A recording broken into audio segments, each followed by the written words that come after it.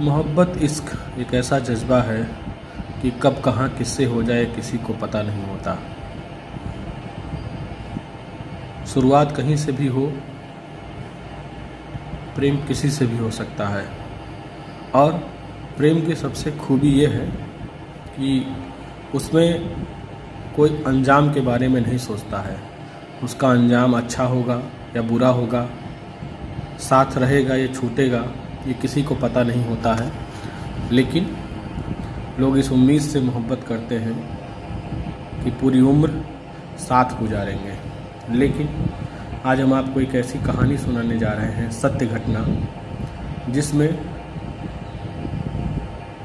घर में नौकर से एक लड़की को प्यार होता है और उस प्यार का अंजाम ये होता है कि लड़की के सगे भाई मिलकर पहले उसके सामने उसके प्रेमी का गला घोंटकर उसका कत्ल करते हैं। उसके बाद फिर उसे भी मौत के घाट उतार देते हैं। कहानी उत्तर प्रदेश के बस्ती ज़िले की है। नमस्कार, मैं हूं विवेक मिश्र, आप देख रहे हैं पीटीसी लाइव। कहानी उत्तर प्रदेश के बस्ती ज़िले की है। बस्ती ज़िले में रुधौली थाना क्षेत्र का एक गांव है, पड़रिया चीत सिंह। इस गांव में हिंदू बिरादरी के लोग भी रहते हैं, मुस्लिम बिरादरी के लोग भी रहते हैं। इसी गांव में एक अंकित नाम का युवक है। 4 भाइयों में वो दूसरे नंबर पर था। गांव के ही एक दूसरा परिवार है। उस परिवार में इसरार और इरफान 2 भाई रहते हैं। उनकी 2 बहनें हैं, आमीना और एक उसकी और बहन। 4 लोग, 2 भाई 2 बहन रहते हैं। अंकित मजदूरी का काम करता है। धीरे धीरे वो गांव के ही जो इसरार हैं और इरफान, उनके घर उसका आना जाना होता है काम के सिलसिले में। कभी ट्रैक्टर चलाना हुआ, कभी और घर का कुछ काम हुआ। धीरे धीरे जब निकटता बढ़ती है, और क्योंकि गांव में ऐसा होता है तमाम जगहों पे कि अक्सर लोग ज़रूरत के समय एक दूसरे को बुला लेते हैं काम के लिए। बाज़ार जाना हुआ, कुछ और काम करवाना, किसी की दवा कराना हुआ परिवार की सदस्य का, तो ऐसे ही धीरे धीरे अंकित और जो इसरार का यहाँ जो काम करता था, धीरे धीरे उसकी उस परिवार से निकटता बढ़ती है और वो घरेलू काम में भी हाथ बटाने लगता है। ट्रैक्टर चलाने के साथ और खेती बाड़ी के तमाम काम के साथ और जो घर के काम है, सब्जी लाना हुआ, कोई सामान हुआ, किसी को बाज़ार लेके जाना हुआ, किसी को दवा कराने जाना हुआ, तो वो उसका आना जाना शुरू हो गया। वो मदद करने लगा और उसके बदले में उसको वो मजदूरी भी इसरार के परिवार के लोग देते थे। इसरार की एक बहन है आमीना। धीरे धीरे आमीना और अंकित दोनों की निकटता बढ़ती है और वो निकटता धीरे धीरे प्रेम संबंध में तब्दील हो जाती है। दोनों एक दूसरे के साथ रहने की कसम खाते हैं और उसी तरह से चोरी छुपके वो लोग मिलना शुरू कर देते हैं।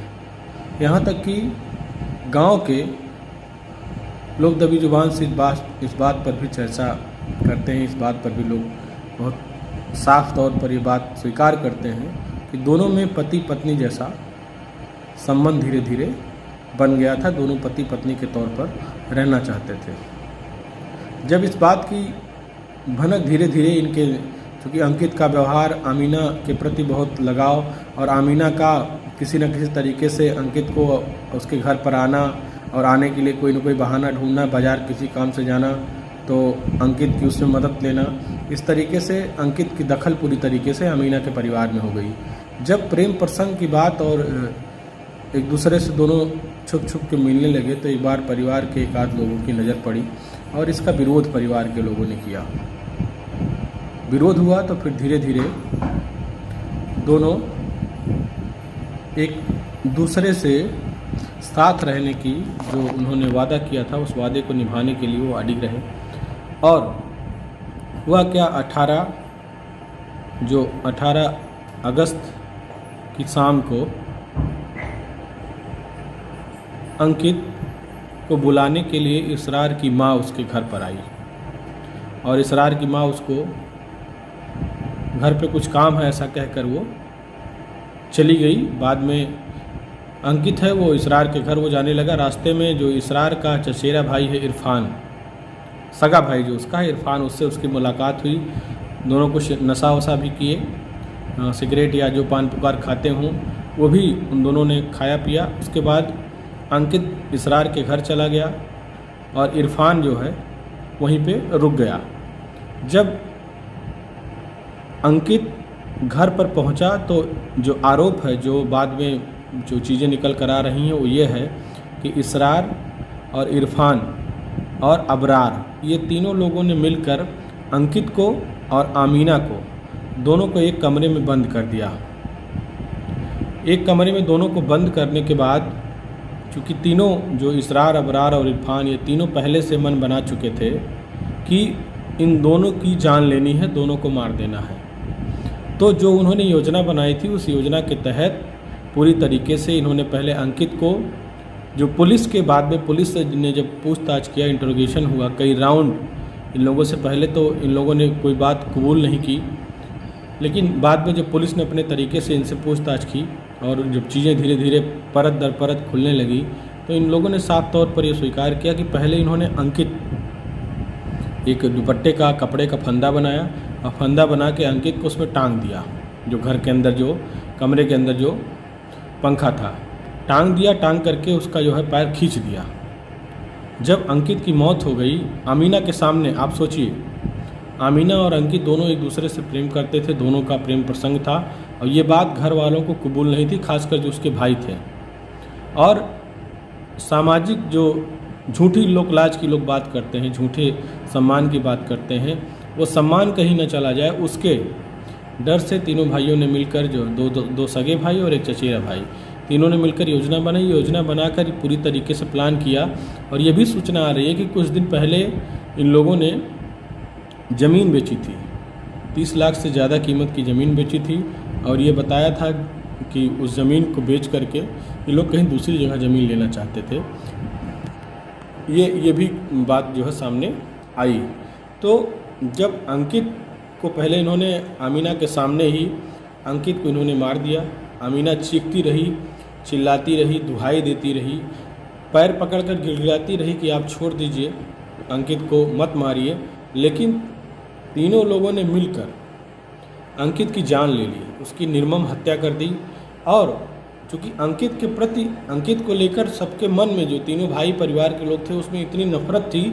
उसके बाद वहाँ से घसीटते हुए इरफान, अबरार और इसरार तीनों घसीटते हुए अंकित को उस कमरे से लेकर करीब 300-400 मीटर दूर, जो गांव के बाहर गन्ने का खेत था, वहाँ पर घसीटते हुए उसको लेकर चले गए।